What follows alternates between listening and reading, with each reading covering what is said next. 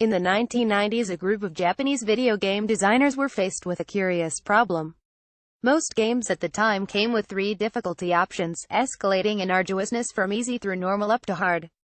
In this way, a player could match the game's challenge to their skill, and the potential audience for the game broadened from the talented to the talentless, and all of us who muddle away betwixt. The shoot-'em-up designers at Toplin, Cave and Psycho, however, wanted to work with a finer, wider scale. Their games began to come in 6 or more shades of difficulty. The problem what to call these new modes so began a lively if short-lived literary tradition in which designers would compete to find the funniest and, often, most disparaging terms for the lightest difficulties.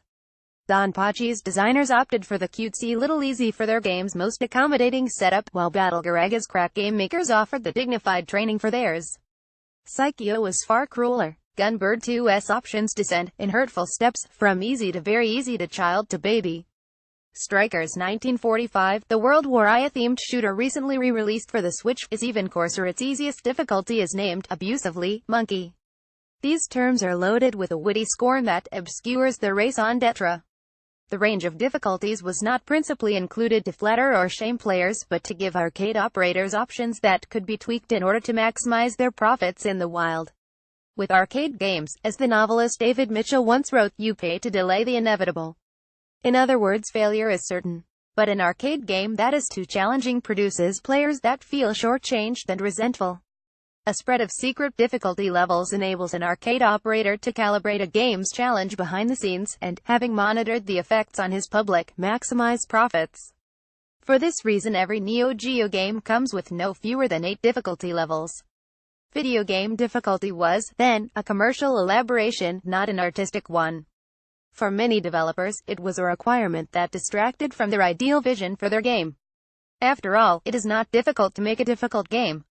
You simply weight the numbers, how quickly enemy bullets travel through time and space, how little health the player's avatar is given, how much damage inflicted by a fireball, and stack the odds against the player.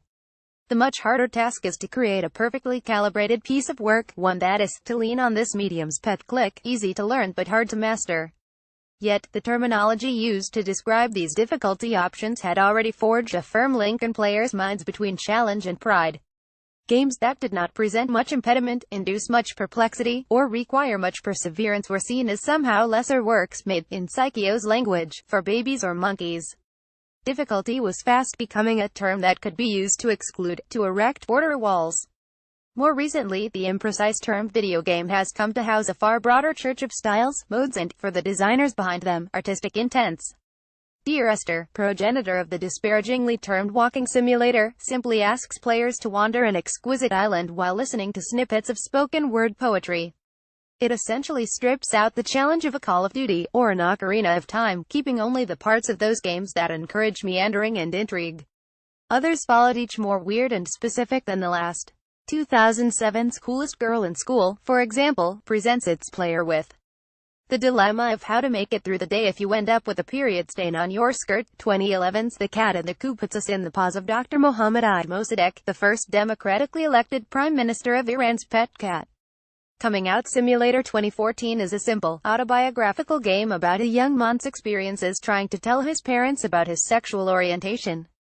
This broadening of the definition in no way detracted from the sports-like tradition of the arcade games, which typically seek to find the fastest, the strongest, the most skillful players and report the results via the billboard glory of the high score table.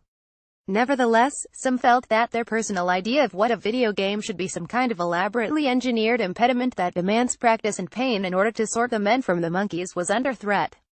Moreover, the video games that neglected challenge in search of other artistic effects were principally being made by new kinds of artists, often without computer science degrees, who, thanks to democratizing tools like Flash, Unity and GameMaker, were able to express hyper-specific ideas and interests without the anachronistic commercial hang-ups of the arcades.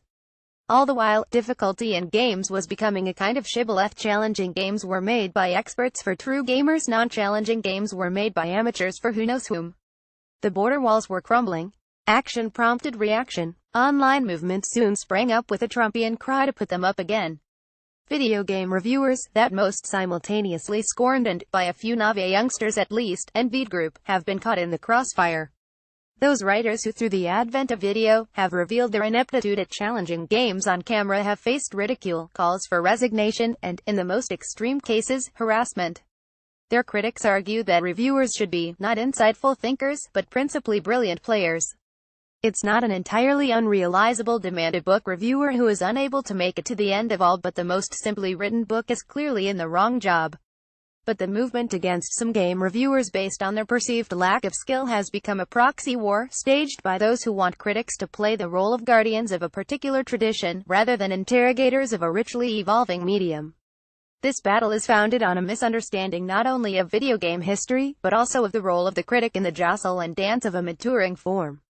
John Updike, the late American novelist and book critic, once laid out his rules for constructive criticism. It's an essential list that is relevant to all kinds of artistic endeavor. The first of these rules is applicable, not only to critics who want to be better, but also for players who want to be better. 1. Try to understand what the author wished to do, and do not blame him for not achieving what he did not attempt. In other words, the creator of a bullet hell shooter should not be criticized for not making her game more accessible for those unable to tuck and weave through the rolling curtain of danger. Likewise, the creator of a ponderous game about death or flowers, bureaucracy or race hate should not be criticized for not making his game an arena in which players can demonstrate their dexterity or quick-wittedness. Updike's final comment echoes clearly for us today. Do not imagine yourself a caretaker of any tradition, an enforcer of any party standards, a warrior in an ideological battle, or a corrections officer of any kind, he wrote. To riff on Sony's current advertising slogan, video games are for everyone, even if some video games are specifically for someone.